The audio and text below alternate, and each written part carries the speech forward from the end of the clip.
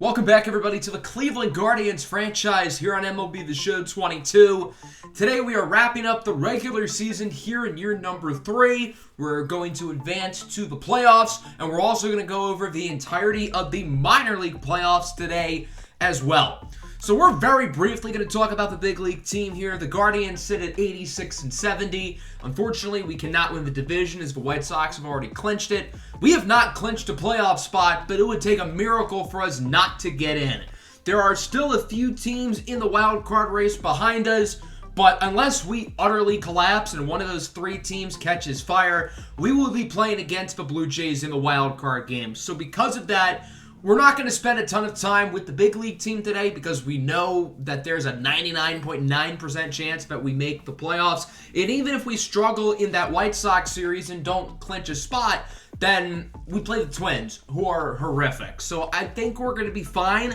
If not, then we'll start to talk about the concern of that towards the end of the video.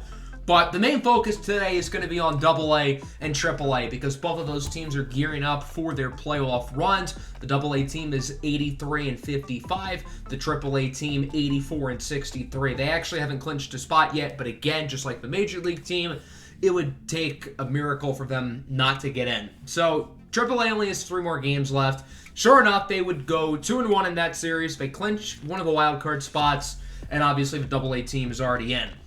The Cleveland Guardians lose the first 2 games against Chicago. We still haven't clinched. The Angels are still 3 back with 4 to go. So again, it's still likely, but not 100%. It's still like 99%.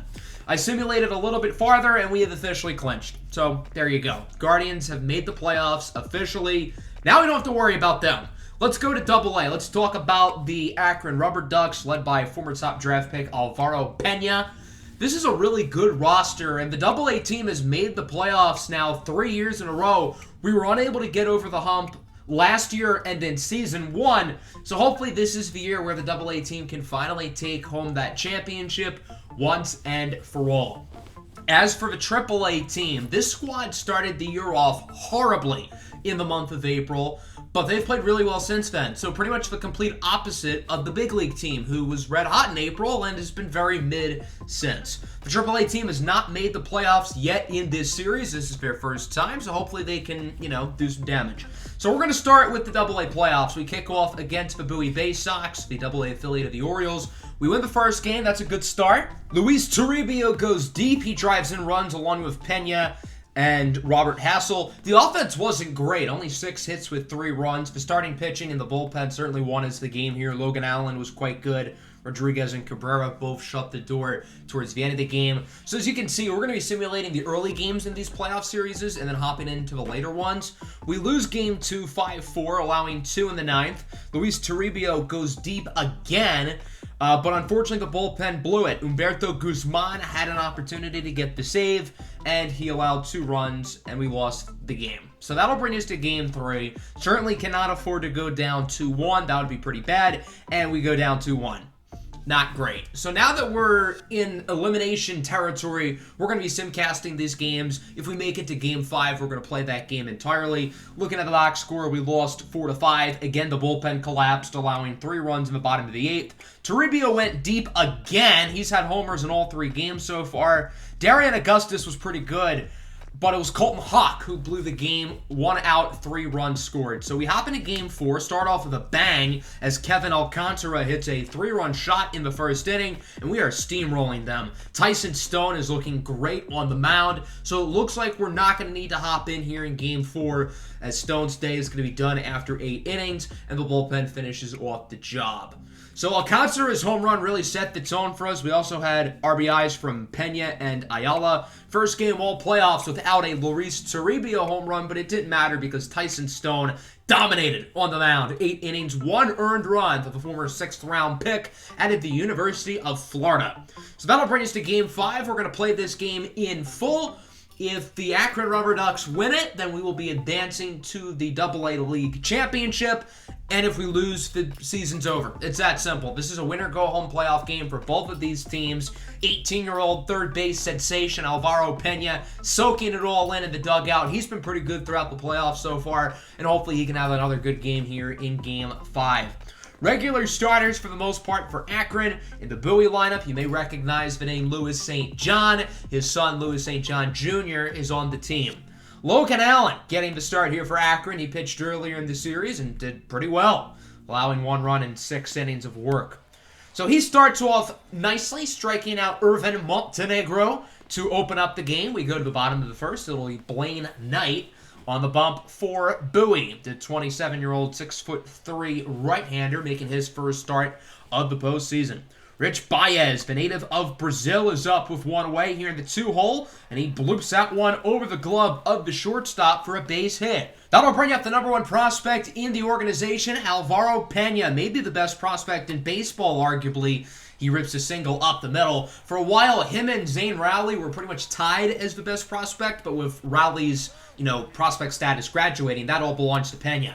Here's Luis Toribio with a moonshot! Into right field, that baby's gone! Toribio with his 4th home run of this 5-game playoff series. What a stretch for the young first baseman. Luis Toribio is him! And the Akron Rubber Ducks take a 3-0 lead here in the first inning. Let's go to the third now. Remains 3-0. Deshaun Knowles hits that one nicely for a base hit. Ironically, Knowles was a prospect last year in our Orioles franchise. Of course, the Bay Sox, the AA affiliate of the Orioles, as Carson Tucker, former Cleveland first-round pick, strikes out. And then the following batter is going to ground into a double play. Great play at second by Aaron Bracco to field it cleanly, tag the base, and throw the runner out at first.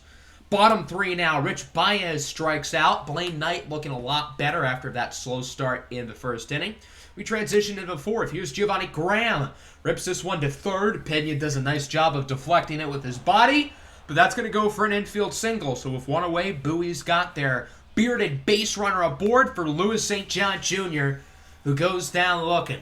If that was Pops, that ball would have gone over the fence, but that's neither here nor there. Bottom 4, 1 away for Kevin Alcantara, the big 6'6" center fielder, and he will draw a walk, so he is aboard now with 1 away. Nice opportunity for Robert Hassel, acquired a couple of years ago at the trade deadline from the Padres organization. He's going to bloop this one into foul territory, and it will be caught. What a grab out and left. Alcantara would tag up to second, but it wouldn't matter as the Bay Sox would get the following batter out, and Alcantara would be unable to score. Top 5, here's Carson Tucker, flies it into center. Alcantara makes the play. 5 scoreless for Logan Allen. He is dealing right now. Talk about stepping up when the lights shine the brightest. And Logan Allen's doing exactly that, and he's not showing any signs of slowing down.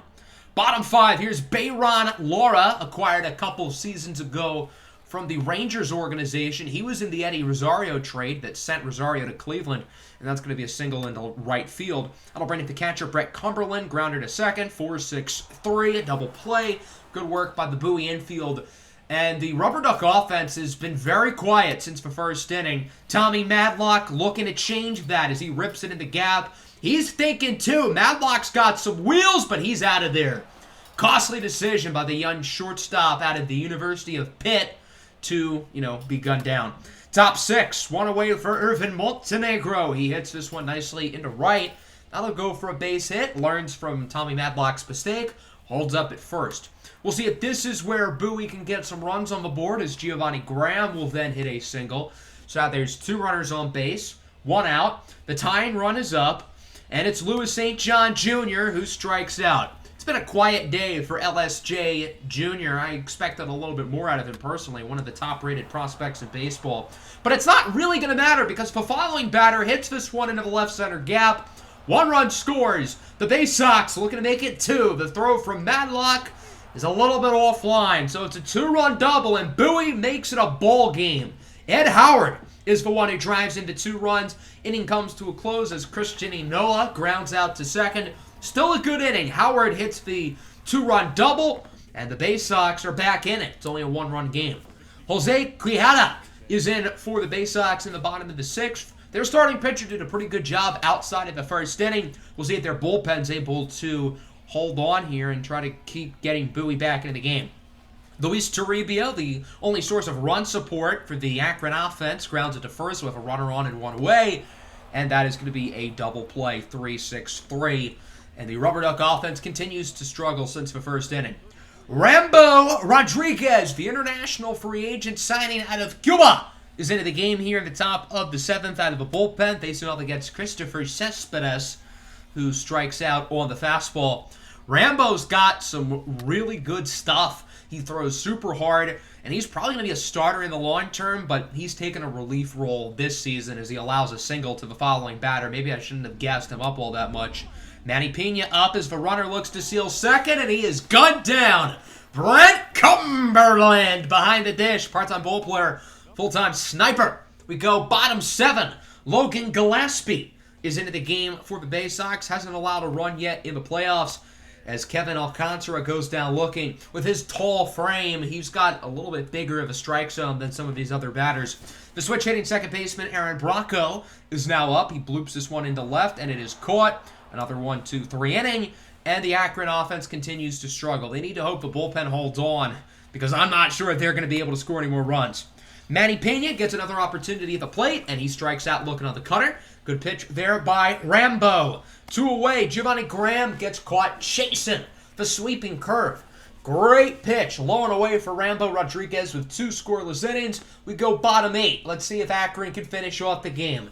Kevin Kelly is in for Bowie. He's allowed a run in 2/3 of an inning so far here in the playoffs. Facing off against Baron Laura. 1 for 2 today. Hits it nicely into center field. And will drop for a hit. His second of the evening.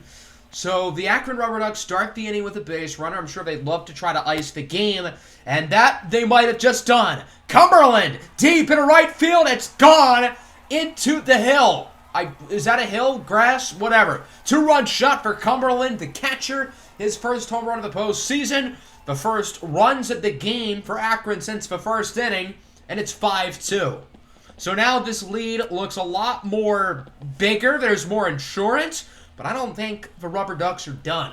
Tommy Madlock with an infield single. Still nobody out, keep in mind, as that'll bring up Rich Baez. 2 for 3. Grounds it to first. Okay, maybe the fun has come to an end here.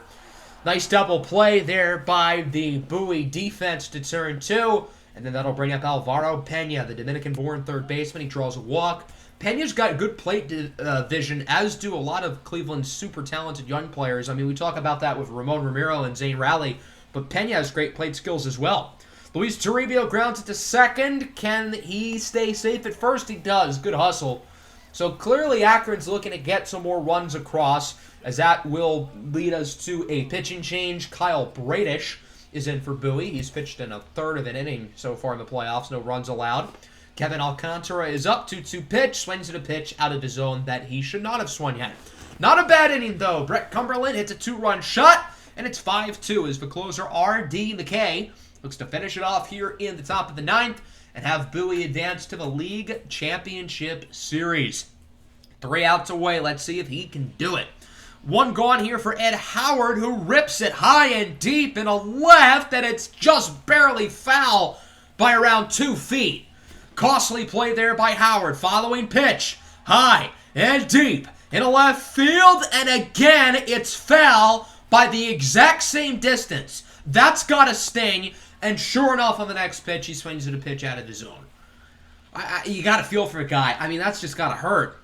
Game comes down to Christian Inoa. He strikes out, and the Akron Rubber Ducks take it home by the score of 5-2, and they're advancing to the AA League Championship Series after beating the Bowie Bay Sox here in 5 games. This 5th game was an interesting one. We scored in the first. We didn't score after that. But that home run in the 8th inning by Brett Cumberland gave us the insurance we needed. Although, even if he didn't hit the home run, we still would have won because Bowie only scored 2. Overall, the offense was okay. Again, they scored when they needed to, but it wasn't consistent. The pitching is really what won us the game. Logan Allen was great. And then out of the bullpen, Rambo Rodriguez did his job, and R.D. McKay was quite good as well. Overall, good team win. So now we are going to the championship series. Once again, a 5-game series at most. And it'll be against the Hartford Yard Goats, the AA affiliate of the Colorado Rockies. So we're going to hop right into it here. We win the first game 4-3. That's a good start. The offense was good enough. Toribio goes deep again. He is just flat out unstoppable right now. 5 home runs in 6 playoff games. Marcos Villalobos, only 1 earned run and over 7 innings of work. Good stuff from him. Can we keep it going in Game 2? We do not. Losing 5-1. The offense was not great. We were able to get hits, but we only scored in the first inning. Toribio did not have a home run today, but he's the only one with an RBI. He continues to be the best source of offense. Pedro Perez was not great. 4 earned runs in 5 innings, getting the loss. So that brings us to a pivotal Game 3. And Darian Augustus, the starting pitcher, tore his labrum out for 6 months. That could carry into next year. But I guess he was the sacrifice we needed to take home the game 5-1. Toribio did not go deep, but he had a triple and drove in 2 runs, 3 hits. He is an absolute machine. Alvaro Pena had a good game. Augustus did not allow a single run up until his unfortunate injury, and the bullpen did a good job of slamming the door. So that brings us to Game 4. Even though it's technically not an elimination game for us, we have an opportunity to win the championship tonight. So I figured, why not just, play the whole thing? Hopefully we win this game. If not, we'll have another opportunity to do so in Game 5 before we start to put more focus onto the AAA team. Here's a look at the lineup. Again, regular starters for the most part. On the bump for the Yard Goats will be 26-year-old Will Etheridge, looking to keep their season alive. We'll see if he can do it. The Rubber Ducks looking to start strong early here in the top of the first inning. Kevin Alcantara hitting in the 2-hole. He's hitting .267, but the amount of walks he's drawn throughout the playoffs is insane. His on-base percentage after that strikeout is .500, which is pretty crazy. Tyson Stone getting the start here for the Rubber Ducks. The former Florida Gator has been very good in the postseason. His first start, 8 innings, 1 earned run. Well, here's his second. A leadoff home run off the foul pole in the bottom of the first from Eddie Diaz. His second home run in the playoffs. Good start for the Yard Goats. They lead 1-0. Top of the second, Etheridge with a great defensive play. Rich Baez is retired there. Etheridge looks good early on. Let's go to the third inning now, 1-0. Aaron Bracco draws a walk, so Akron finally is a base runner for the first time today. We'll see if they can do anything with it. As Cumberland rips it down the line and fair for extra bases. That one looks like it'll be a double. Bracco's going to hold up at third. So with 1 away, there's 2 runners in scoring position and a great opportunity to do some damage, drive in a run or 2, maybe take the lead. As Madlock rips it into left, it's caught.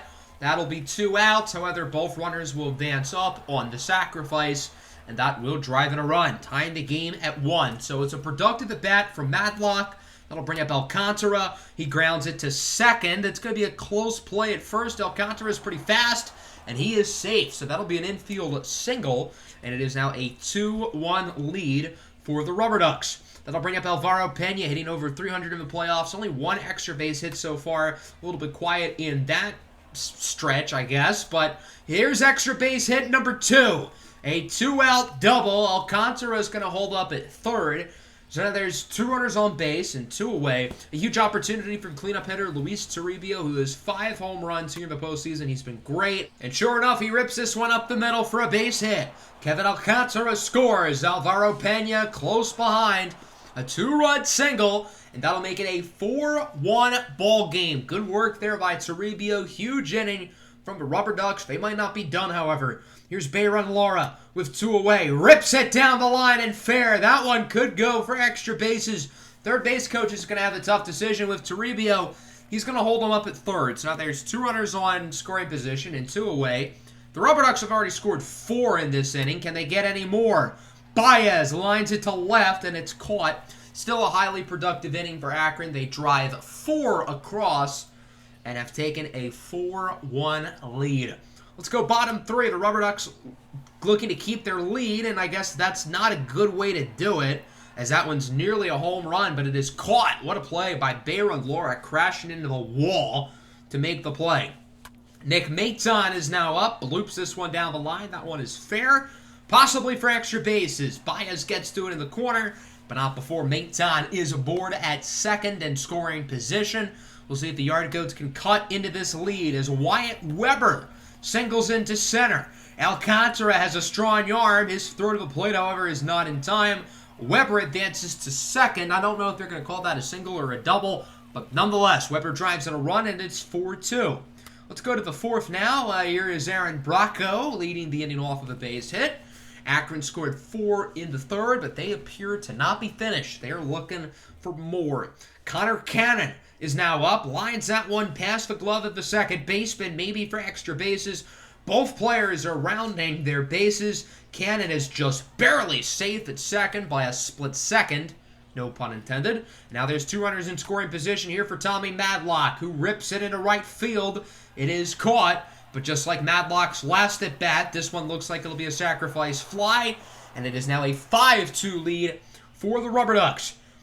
Bottom 4, Cole Zabowski strikes out on the slider. Good pitch by Stone. Stone has a lot of run support today, so as long as he can continue to pitch well, there should be no problem. With 2 away, Daniel Montero hits this one nicely, likely for an extra base hit, as he will slide into second for a double.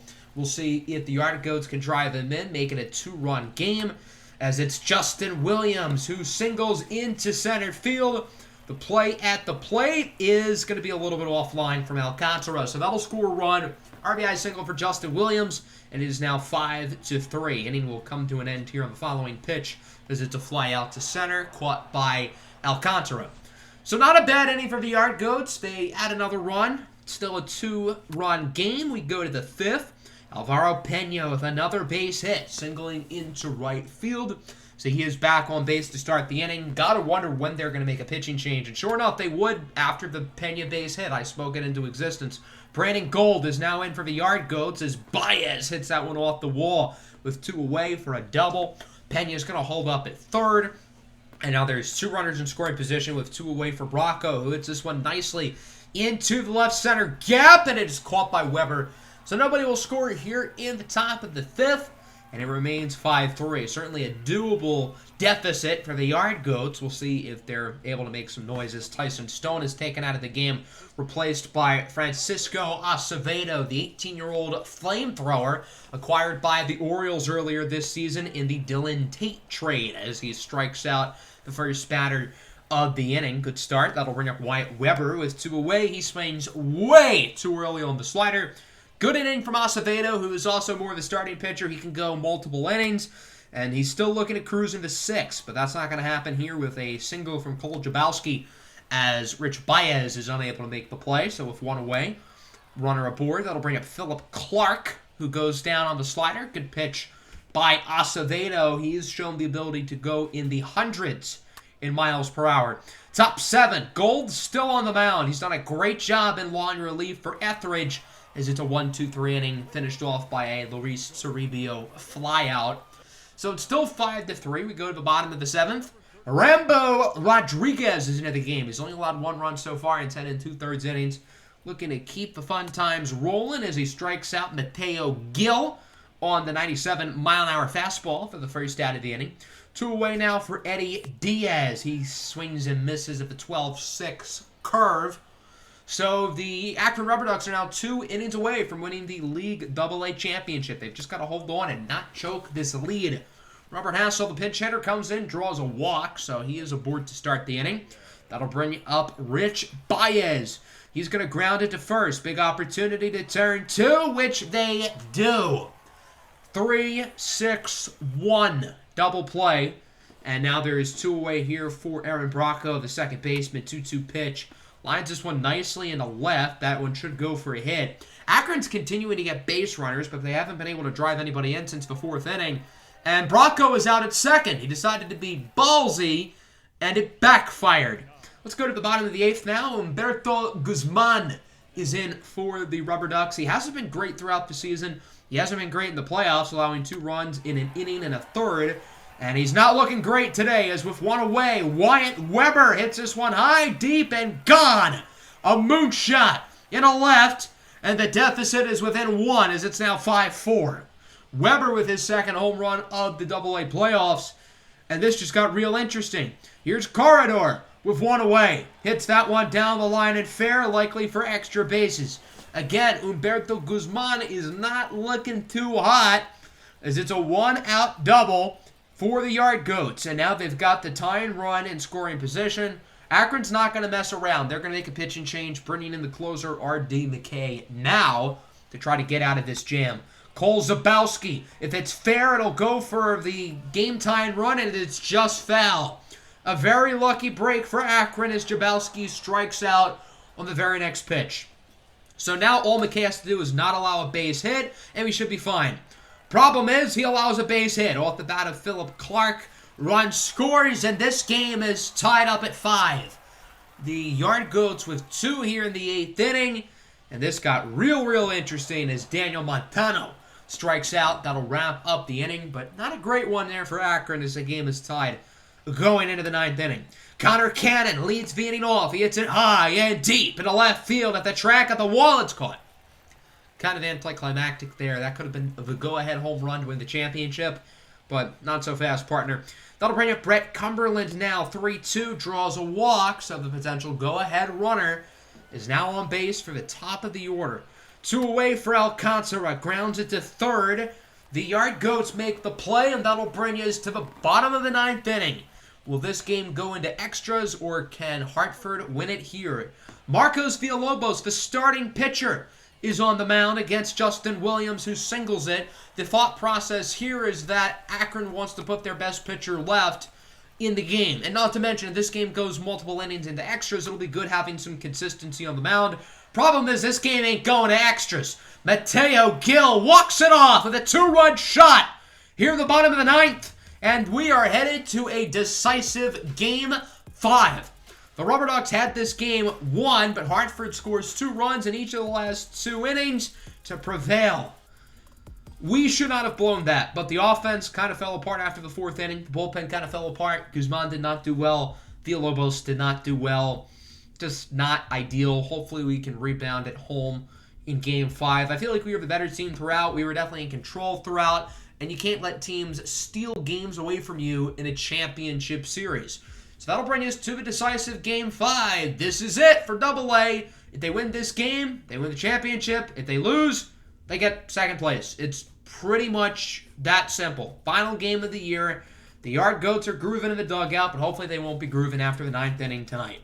Regular starters across the board here for both teams, as you would expect in a do-or-die championship game. Logan Allen is getting the start. He's pitched well in 2 games through the postseason. He pitched in the elimination game in the previous series against the Bay Sox. Looking to do the same here as he starts off with a strikeout against Eddie Diaz. Good way to set the tone. That'll bring up Wyatt Weber. Homered in the last game. Homers again.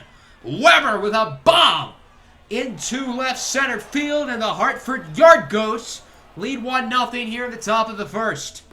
So it'll be Clayton Lopez on the mound for the Yard Goats, the lefty. Both teams actually starting lefties today, which is certainly interesting and different. We'll see how both of these teams are able to adjust to it. Kevin Alcantara hitting in the 2-hole today. 2-2 count for the big fella, and he rips it up the middle. This one could go for extras. Alcantara looking ahead for second, and he is safe for a sliding double. If the Yard Goats are going to score, I think Akron knows that they're going to have to score too. I feel like that kind of goes without saying, but yeah, it's true. 2 away for Luis Toribio, a little lefty on lefty crime, and it looks like the lefty got the win. Toribio into the gap, that'll score Alcantara for an RBI double. Luis Toribio has been unbelievable throughout the postseason, and it continues here in the team's final playoff game. Kobe Mayo making the start. It is a left-handed pitcher. He does well against lefties, as seen by that swing. Off the top of the scoreboard, would have been a home run in any other area of the park, but the scoreboard is in play, and that'll, instead of a home run, only be a double, making it 2-1. Very high-scoring first inning here. Cumberland looking to add to the lead. He will not. Grounds out to short. So it turns out the deflection off the scoreboard directly costs the Rubber Ducks a run. Not ideal. Top 2, the Yard Goats start the inning off with maybe the worst defended double I've ever seen. That should have only been a single, but Rich Baez was lollygagging and left. Following play, single into right. Runner heads for home, and this game is tied 2-2. These 2 offenses look like they're on fire against these pair of lefties so far, and they're going to keep going here. Mateo Gil will single into right, so with 2 away, the Yard Goats have 2 runners on. Let's see if they can add some more runs here with Eddie Diaz at the plate. Grounds it to third. Mayo tags the runner, gets out of the jam, but not a bad inning with the RBI single by Philip Clark. Bottom 2, here's Luis Angel Acuna. The younger brother of superstar outfielder Ronald Acuna singles into center, so he is aboard for Aaron Bracco. who grounds to short. Big opportunity to turn 2, which they do. Inning over. So it remains tied at 2 through the second. Let's go to the third. Aldrin Corredor with 2 away is up to the plate, hits it into the gap. Alcantara cannot get there in time. Neither can Pena. Alcantara misplays it.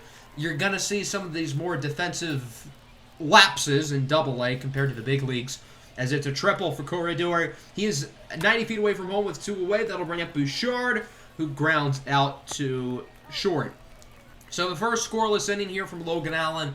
Hopefully he can start to, pitch a little bit better, as that will bring us to the bottom of the third inning. Tommy Madlock leads it off. Full count pitch. Sees a pitch he likes and rips it in a left field, as that one will do a one-hop over the fence for a ground rule double. So he is in scoring position here. That'll bring up Luis Toribio, who drove in a run in his previous at-bat, and he swings at a pitch up and away outside of the zone for strike 3. So the Rubber Ducks get nobody. Now both pitchers are starting to find a little groove as Allen strikes out Clark on the curve. Justin Williams now up. He's hit well against the Rubber Ducks, and he will continue as Williams hits this one over the fence for a long solo home run. And it is now 3-2. The Hartford Yard Goat offense continues to play well as Mateo Gil bloops this one into shallow right field. Acuna and Pena both cannot make the play, so that'll go for a base hit. And the Hartford offense continues to beat up on Logan Allen, so he'll be taken out of the game, replaced by Francisco Acevedo. His day does not start off great as Eddie Diaz singles into left. So now there's 2 runners on first and second and 2 away. Huge opportunity for Nick Maton, who's going to pop this one up into the shallow outfield. Caught by Madlock. So not a great inning, but I guess it could have been worse as the Yard Goats do drive in 1. They take the lead, 3-2. Bottom 4, here's Cumberland with a 1-out single. So we'll see if the Akron offense can look to tie the game up here as it continues to be a back-and-forth offensive affair. 1-2 count now for Luis Angel Acuna. Grounds to third. What a play! Barehanded throw. He couldn't turn 2, but he does get Acuna out at first. Awesome play at the hot corner. Go bottom 5 now. Score remains 3-2. But not for long, as Kevin Alcantara ties it up with a solo home run into left field. A beautiful swing by the talented 21-year-old outfielder Kevin Alcantara. His second home run of the postseason, and this game is tied up at 3. Alvaro Pena is now up, looking to take the lead, but not quite, as it's caught. Would have been cool if that one went over the fence, but hey, not too bad. Alcantara ties the game up as we go into the 6th. Daniel Montano goes down looking. Francisco Acevedo is pitching great right now, and right as I say that, he allows a base hit to Justin Williams, who's having a nice little day. Williams homered in his last at-bat, now gets another hit. He's definitely producing for the Yard Goats, and now they look to regain the lead. This one will bounce over the fence for a ground rule double. The fact that it went over the fence is probably a good thing for Akron because otherwise Williams would have scored. Eddie Diaz flies out to right. That'll give Williams the opportunity to score anyway. Here's the throw at the plate from Alvaro Pena. It's a beauty, but he's safe by mere seconds. What a throw by Pena, who's not even playing in his natural position out and right, but he can play out there. Inning comes to a close with a fly out over to third. So the Yard Goats do regain the lead off of the sacrifice fly. Now it's 4-3. Luis Toribio up to the plate here to lead off the bottom of the 6th. He singles into left. This has been a really good game back and forth. 1 second, one team has momentum, and one swing of the bat can completely change that. Mayo down the line and fair, likely for extra bases. That'll be a double, and now there's 2 runners in scoring position with nobody out. What an opportunity to drive in more runs. It will not be against the previous pitcher. Instead, it'll be against Jordan Sheffield, the brother of Justice Sheffield, former top prospect with the Yankees and Mariners, as Acuna flies out to center. The tying run scores. The run to third is barely safe, and it is now 4-4 with Mayo 90 feet away from home plate. We'll see if Rich Baez can be the one to drive him in. He might have just done that. Baez high and deep, and it bounces in front of the wall. Run scores, and it's 5-4. The Rubber Ducks drop 2 here in the bottom of the 6th, and they will regain the lead for the first time in a long time, since like the first inning. Bracco down the line and fair. Another run should score.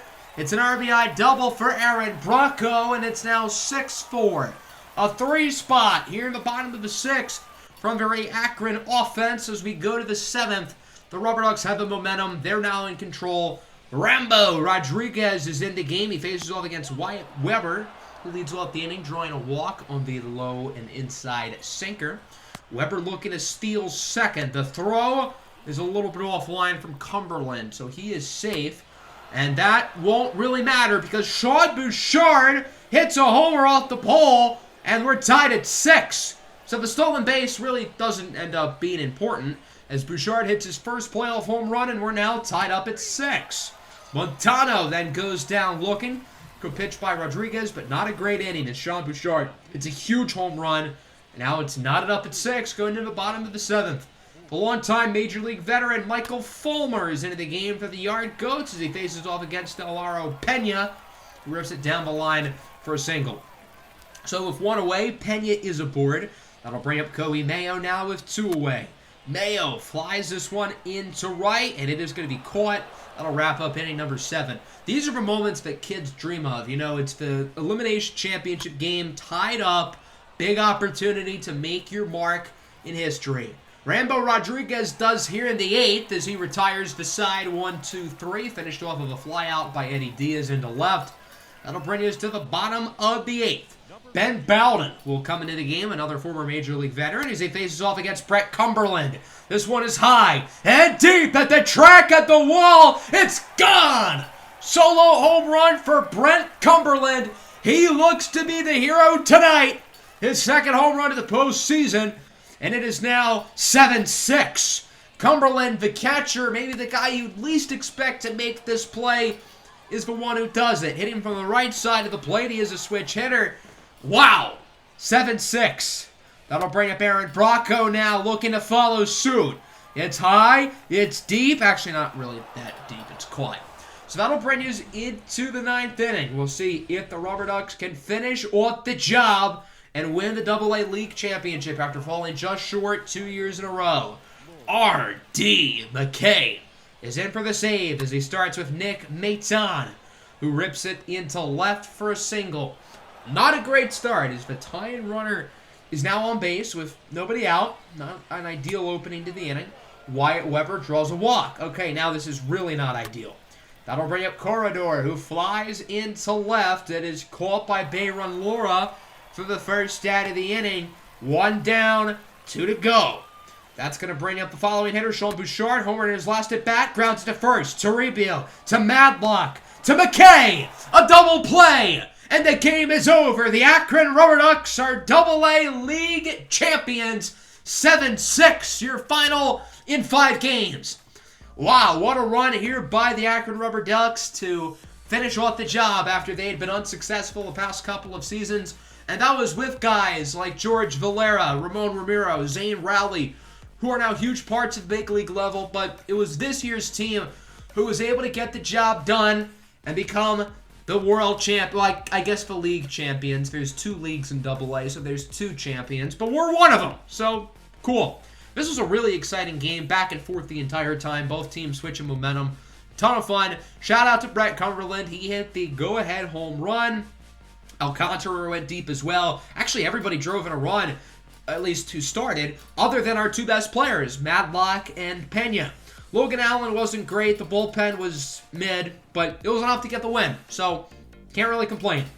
What a run by the Akron Rubber Ducks, and now our attention will shift to the AAA team. The Columbus Clippers are looking to do the same. We'll be going up against the Scranton Wilkes-Barre Rough Riders, the AAA affiliate of the New York Yankees. It is worth noting that since we're pretty much at the end of the Major League season, you're only going to be able to have 26 players on the big league roster.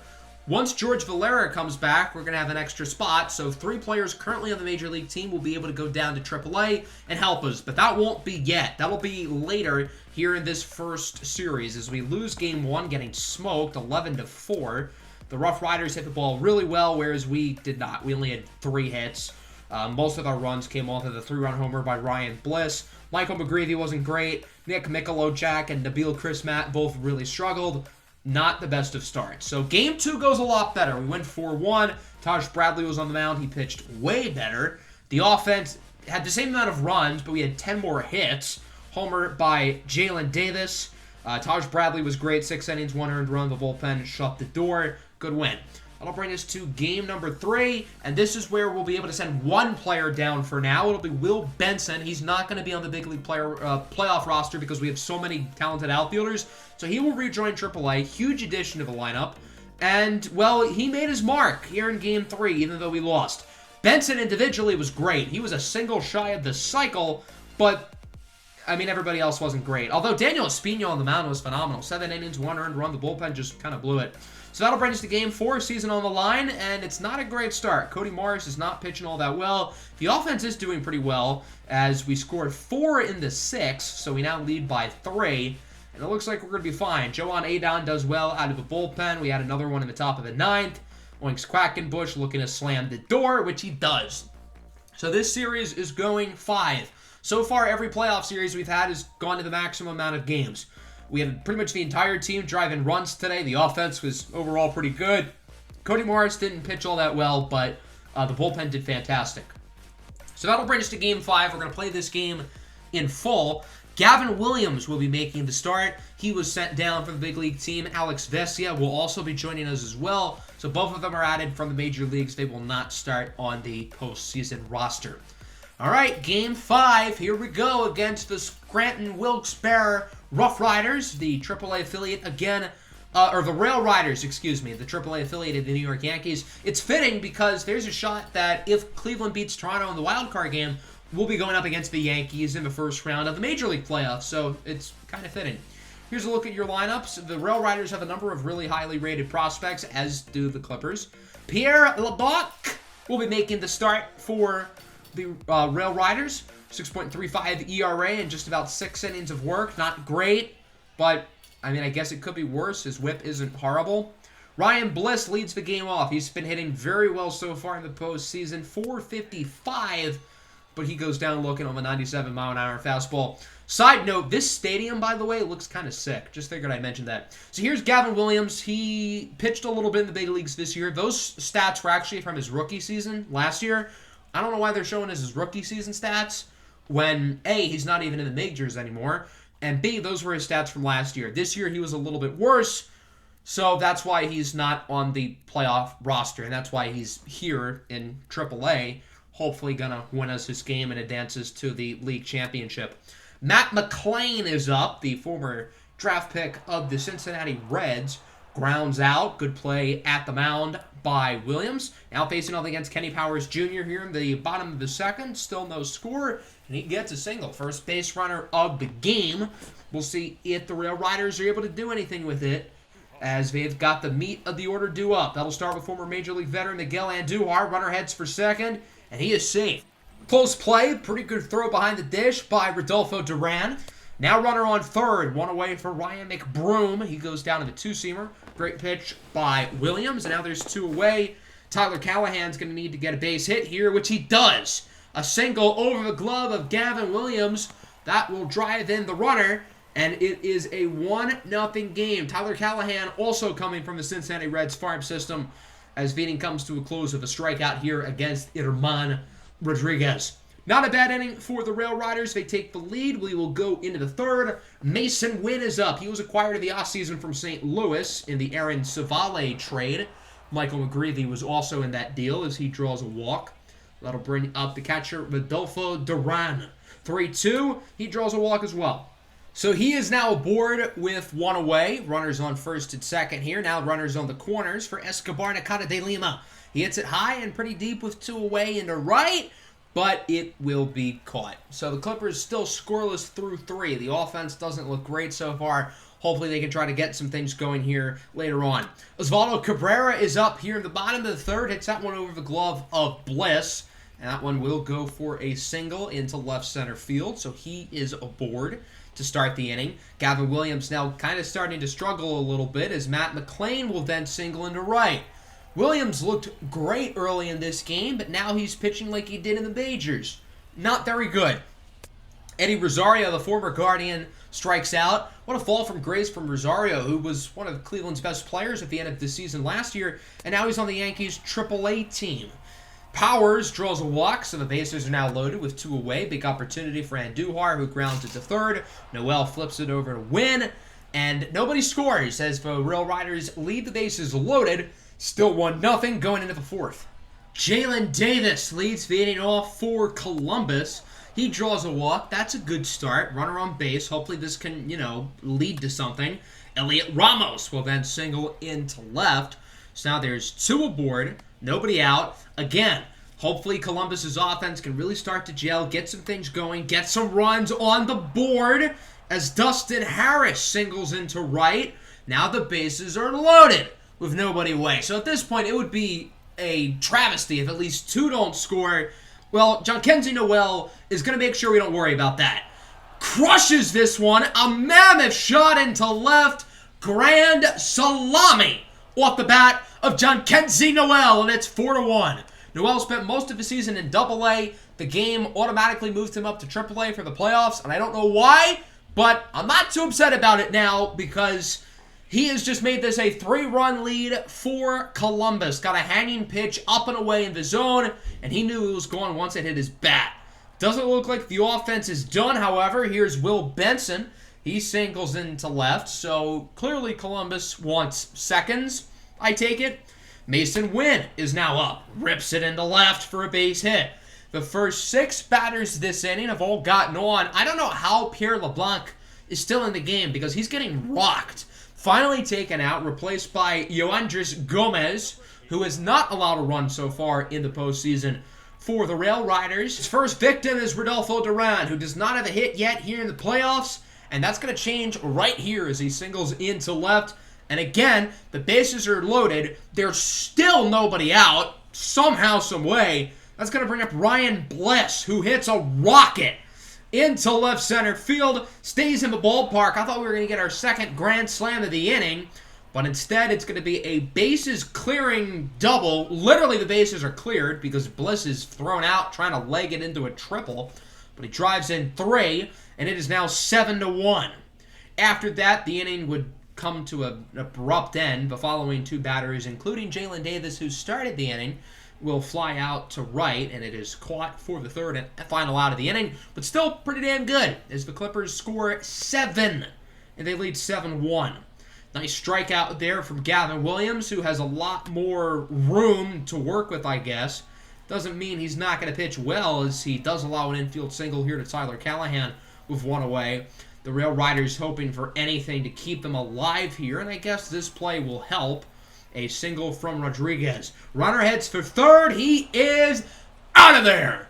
Great throw out and left to gun down the runner, and so it remains 7-1. Top of the 5th now. Dustin Harris looking to keep the fun times rolling as he gets his 2nd consecutive inning with a base hit, singling into left. I mean, everyone on the team other than Escobar Nakata de Lima did have a hit in the last inning. Jhonkensy Noel hit the grand slam. He gets not a grand slam, but a single. That'll do as well.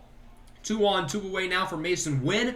Hits it well into right, but it is caught. So Columbus doesn't add any runs here, but they still lead big 7-1 going into the bottom of the 5th. Matt McClain goes down looking on the changeup. He looks weird wearing 93. I don't normally see smaller players wearing numbers in the 90s, but I guess we'll roll with it. Ryan Bliss singles into left. Yoandris Gomez still in the game. Gomez has been not great. He's allowed quite a few base runners so far. Only 1 earned run against him, though, so far. Jalen Davis looking to change that as he singles into left. 2 runners on, 2 away. Columbus doesn't want to leave any more runners on base here, as that'll bring up Elliot Ramos' full count pitch. Ramos hits it well into right, but it is caught. And again, the Clippers leave more runners on. They're lucky they had this big lead, or else that'd be kind of a problem. Wandy Peralta is now in for the Rail Riders here at the top of the 7th. It remains 7-1. Little lefty on lefty crime. It's Benson who grounds out. 1-2-3 inning for Peralta. And Columbus still has not scored since the 4th inning. That's actually the only inning they've scored in. Gavin Williams still in the game. He is on fire at the moment. Reason why we haven't really been talking about him the past couple of innings is because he has been laying down the lumber, shutting down the Rail Rider lineup. They finally get a nice hit here off the bat of Irman Rodriguez. That'll be a one-out double, triple, double. He's out at third. The Rail Riders are trying to be a little extra aggressive here since they're down by so much, and obviously it is kind of backfiring. Let's go into the 8th now. Edward Cabrera is in for the Clippers. Great performance on the mound by Gavin Williams. Cabrera looking to finish it off as he starts with Santiago Espinal, who strikes out on the circle change. A lot of former Major League faces in this lineup. Matt McClain, a future Major Leaguer, as he goes down on the curveball. Cabrera looking good here in the bottom of the 8th inning. As we go into the top of the 9th, Brandon Livingston in the game. He's got some nice sideburns. I don't know how that affects his pitching. Well, clearly in a negative way, as the pinch hitter, Ruben Cardenas, homers in the left. And for the first time since the 4th inning, and the 4th inning only today, the Clippers are on the board. 8-1 off the home run by Cardenas. So we go to the bottom of the 9th. Cabrera looking to finish off the game as he strikes out Miguel Andujar for the first out of the inning. That'll bring up Ryan McBroom, who hits it nicely in a left center field. That one will drop for an extra base hit as Cardenas is unable to get to it quick enough. So McBroom is on second with one away. Now there's 2 gone here. The Clippers looking to finish the game once and for all as it's a fly out into center. Caught by Ramos. And the Columbus Clippers are advancing to the League AAA Championship as they win it in 5 over the Scranton Wilkes-Barre Rail Riders. They take home Game 5 8-1 with a 7 spot in the 4th inning, featuring a grand slam by John Kenzie Noel and a bases-clearing double by Ryan Bliss. The offense in that inning was great. They weren't great throughout the rest of the game, at least with runners on base, but it didn't really matter because we were so good in the 4th. The pitching was really good. Gavin Williams was phenomenal. Edward Cabrera did his thing out of the bullpen as well. All around, great team win. So we will now be going into the championship series here against the Charlotte Knights. If we win this series, we will go into a 1-game final against the other AAA league to see who the overall champion is. We start Game 1 off with a bang, taking it home 8-2. The offense was good. The pitching was good. All around a good effort. Home runs for Davis and Bradley. Bradley really struggled in that first series, but good start here. Michael McGreevy was good. Joan Adon finished off the job. Hopefully we can get through this series lightly as we win Game 2, 6-2. The offense was, again, pretty good, but it was the pitching that really stood out for us in this one. Taj Bradley was good. The bullpen was phenomenal. Rodriguez and Vesia both slammed the door. So we lead the series 2-0. Let's finish off the job, say, in 3 games. Why not try to bring out the brooms? For this elimination game, we've got Daniel Espino on the mound. He's pitched against Major League talent all year, and the game looks to be pretty good. We're up 4-1. Espino's pitching very well. He made it through 6 really good innings, and all we got to do is just keep it going here. Now into the 8th, another smooth frame. So we're going to hop into the 9th. Oinks Quackenbush into pitch. Since this is for the league championship, I figured I'd hop in and play it. And it does not start off very well. A quick opener to the top of the 9th here for the Charlotte Knights, as that's going to be a triple. Could have been less, but Jalen Davis misplayed it, trying to be Superman, and, well, he wasn't quite Superman. Instead, he just dived into an area of, like, wet grass. It's all wet. It's all rainy, as there's an RBI single that'll drive in a run. The base runner has 97 speed. That's a little bit frightening. That's Marco Franklin, the center fielder. Then Jose Devers singles into right. Franklin advances to third, and the top of the 9th so far has been an utter disaster. 1 run scores, there's 2 runners on, nobody out still, so Oinks is going to come out of the game. He'll be replaced by Edward Cabrera, who is not allowed to run yet here in the postseason, as Gavin Sheets flies it into right. Davis gets it for out number 1. Marco Franklin scores with no problem. Again, he's one of the fastest players in the entire game. So the Knights bring you within 1, as it's now 4-3. Jock Peterson then will draw a walk, so he is aboard. 2 on, 1 away from Max Schrock. Flies it into foul territory. Can Ramos get to it? He does. And now it comes down to the final out. But a base hit drives in a run. An extra base hit could give them the lead. It's going to be Johan Miesche swinging a miss.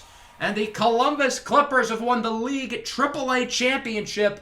And they will get to play in the overall AAA championship, which is a 1-game series against the other AAA league for an opportunity to be the AAA champions of the world.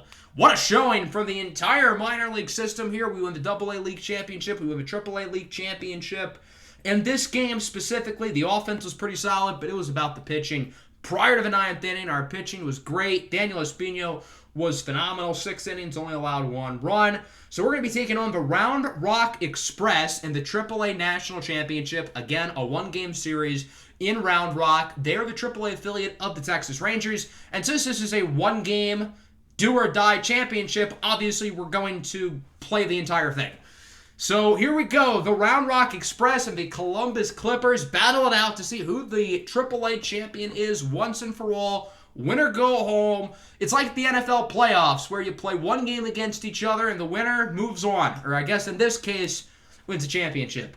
Regular starters across the board here for both teams. Peyton Battenfield is on the mound for Round Rock. He used to be a starting pitcher in our organization, ironically, and was traded to the Rangers a couple seasons ago.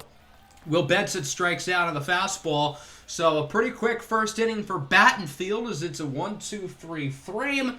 Let's go to the bottom of the first. Taj Bradley is getting the start. We picked him over a couple other guys. He's been really good throughout the year as he does allow a walk to Chris Mason, one of the Rangers' best prospects.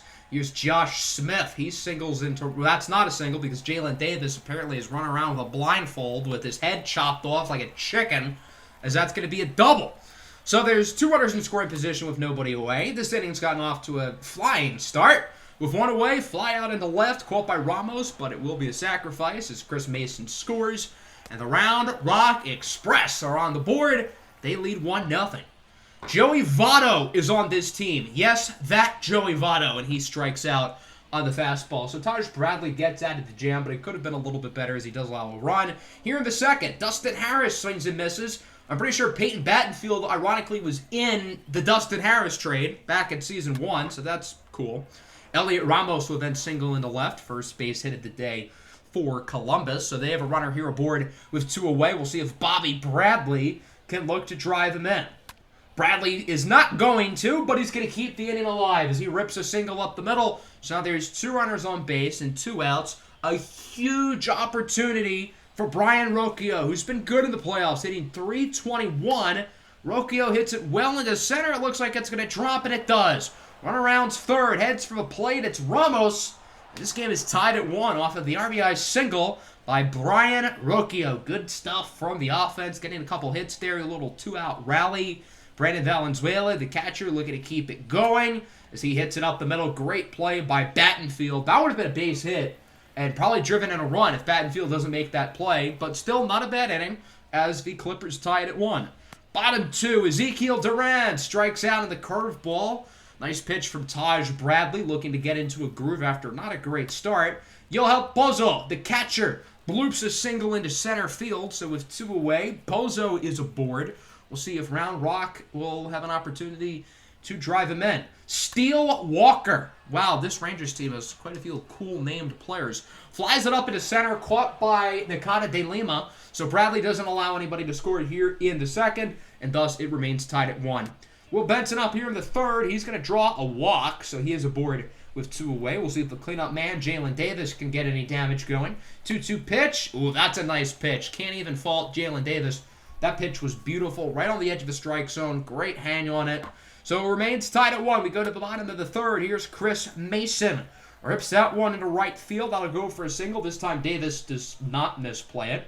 So Mason is aboard to start the inning. We'll see if he can do any damage. Smith strikes out on the high curveball. Nice pitch from Bradley. That'll bring up Matt Beatty, who draws a walk. That pitch looked like it was a strike, but okay, Angel Hernandez there behind the plate. He doesn't think so. So there's 2 runners on here for Joey Votto. Weak grounder over to third. Dustin Harris looks to make the play, and he does. Good defense by Harris. Good job by Taj Bradley to get out of the jam. And the score remains tied at 1. As we go into the fourth, we'll see which side can look to break away first. Elliot Ramos checks his swing. Didn't look like it went around. He didn't think he went around, but he did for the second out of the inning. Peyton Battenfield's pitching a really good game. Both pitchers, for the most part, have been really good. As Bobby Bradley rips out one, it's gone! Barely scrapes over the fence for a home run. His second of the playoffs, and it's now 2-1. Bradley with A beautiful shot to put Columbus ahead for the first time today. As we go into the bottom of the fourth, the Round Rock Express looking to answer is that's going to be a triple for Ezekiel Duran. I don't know what on earth Escobar Nakata de Lima was doing out there in center, but I guess he was having some fun. And it looks like the Express are going to drive him in off of a base hit. So now this game is knotted up at 2. Pretty back and forth start so far. Very exciting championship game. That one coming off the bat of Yohel Pozo. And then Chris Mason clobbers it in a left center field for a home run, and it's now 4-2 in favor of Round Rock. The Express put up 3 here in the bottom of the fourth. Can they extend the lead even more? Maybe. Josh Smith draws a walk. Taj Bradley really starting to struggle here in the fourth inning, so he'll be replaced by the other top starter here, Michael McGreevy. Interesting strategy here by the Clippers for hoping McGreevy can give him a couple good innings, as it looks like he's going to get out of the fourth. Beatty grounds out to second, but a big inning for the Round Rock Express. They lead this one 4-2 of the 3 spot in the fourth. As we move into the fifth, Columbus looking to respond, and they will quickly. Valenzuela hits it in the gap. That one will go for a double.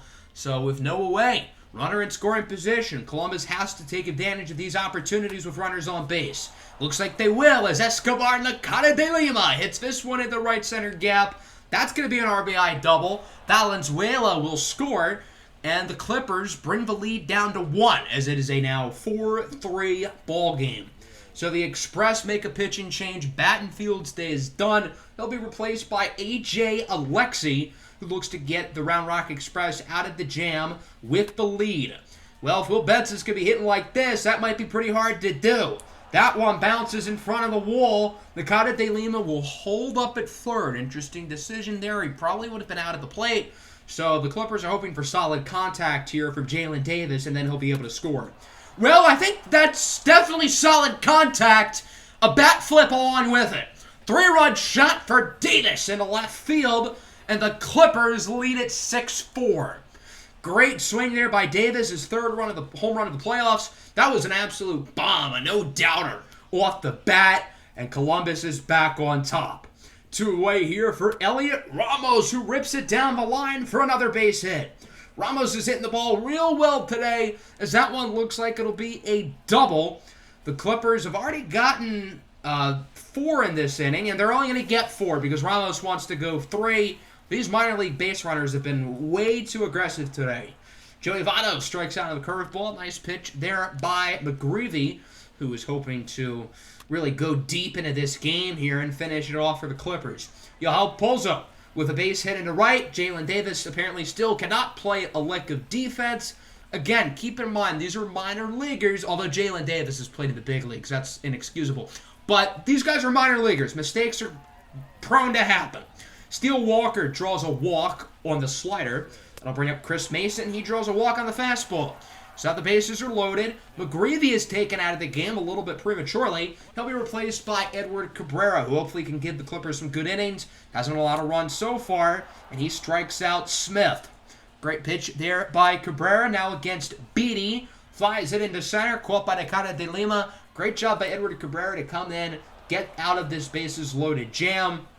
We are through 6. The Clippers lead 6-4. They're 3 innings away from becoming AAA national champions. Into the 7th. Here's Bliss with a base hit. Good start to the inning. Although it's a 2-run game, the Clippers can't feel comfortable. They need more. Will Benson wants more. He singles into left. 2 runners aboard now with 1 away. A.J. Alexi still in the game on the mound for the Express, but right as I say that, he'll be taken out. Replaced by Domingo Tapia, who's only allowed 1 run in 4 innings of work so far here in the postseason. He faces off against Jalen Davis, homered in his last at-bat, and Davis draws a walk. So now the bases are loaded. Can't score any less than 2 here. You really got to drive in these runs. It's Dustin Harris. He gets plunked. I mean, that works. Run scores, 7-4. So that'll bring up Elliot Ramos, 2 for 3 with a double, a single, and a run today. Count is 3-1. Again, a walk scores a run. That might have been a ball, could have been a walk, but instead he hits it. He hits it well into center. Run will score via the sacrifice fly, and it is now 8-4. I said the Clippers had to score 2, and they just got 2. So overall, a pretty successful inning. Although Bobby Bradley doesn't think so. He wants more. Bradley hits this one in the right. Runner scores. It's now 9-4. Another runner looking to join him. No relay throw to the plate. It's a 2-run double for Bobby Bradley, and it is now a 10-4 game. Let's go bottom 7. Edward Cabrera still in. He strikes out Rodriguez. Now against Yoel Bozo. He singles into center and is now 4 for 4 on the day. That'll score a run, but barely, and it is now 10-5. So now there's runners on the corners. Round Rock could have done something there, and they didn't. They only got 1. Let's go to the 8th now. DeMarcus Evans is into the game here for Round Rock. 1 earned run and 2 postseason innings so far. Facing off against Ryan Bliss with a quick bat flip, a quick home run. And the Clippers are looking to really put some salt on the wound, as it's now 11-5. Bliss with his second home run of the postseason, a 425-foot beauty. Edward Cabrera still doing a good job here in the 8th as he strikes out Josh Smith. And he's also going to get Matt Beatty, who goes down on the slider. The Clippers appear to be in really good position to finish this game off as Cabrera strikes out the side. Duke Tillman goes down looking. Let's go to the top of the 9th now. It's 11-5. Sidearm thrower Francesco Bravo is into the game for Round Rock as he allows an early inning single to Dustin Harris. It's a 6-run lead. The Clippers appear to have this game won, but they want to add some more insurance. It doesn't hurt to be safe. And it looks like they're going to do that here with Bobby Bradley hitting a nice double. Harris told to hold up at third. Instead, he goes home and he is safe. Really interesting decision there by Harris to not listen to the pitcher, but it paid off. Bottom 9, Ezekiel Duran is up with 2 and away. He strikes out. And there you go. The Columbus Clippers are AAA national champions. What a playoff run for the Cleveland Guardians minor league system. The AA team wins their championship. The AAA team wins their championships, plural. They won the league championship. Now they win the overall championship, beating the Round Rock Express 12-5. In the most important game of the season, when we needed the offense to come up big, they came up big. Everybody hit in this game, literally. Every single one of our starters had a base hit today. Home runs for Davis, Bliss, and Bradley. Pretty much everybody had runs. The pitching was solid. The pitching was pretty mediocre, but that was fine because the offense got 15 hits and scored 12 runs. So the pitching almost didn't really matter. But shout out to the bullpen. They did a good job of shutting the door after a pretty mess start from Taj Bradley. So what a run for the Columbus Clippers. This team, remember, started 6-18. We were horrible the first month of the year, and then as I said earlier, the anti-Guardians, they were horrible in April and great for the rest of the year. We were hot going into October, and, well, the team did a great job. We swept through the championship series. We won the overall championship game. The Major League season is just about finished as well, and there isn't much drama in the American League. The only question is seeding. The National League, there's a little bit more drama. The NL West is a wild race with the Diamondbacks, Rockies, and Dodgers all split up between 2 games. So we're going to simulate the final 2 games of the season. Pretty irrelevant for us. We already know we're going to be the road team in the wild card game against Toronto. We win both, so that's cool. 89-73 is our official record. Sure enough, the Diamondbacks got the wild card in the NL West. The Rockies won the division, and the Dodgers, who have, I believe, won back-to-back World Series, are nowhere to be seen. So that'll bring us to the next episode, the wild card game against the Toronto Blue Jays. We've got history with these guys. We played them in 2 series this season. We got swept in Toronto in September, and we lost 3 of 4 in August at home. Not great.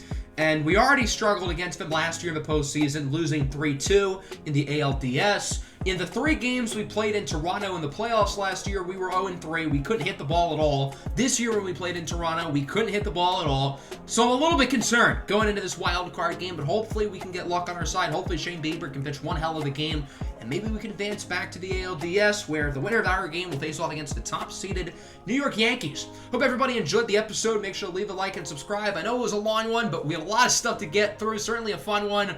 Yeah, that's it. Peace out.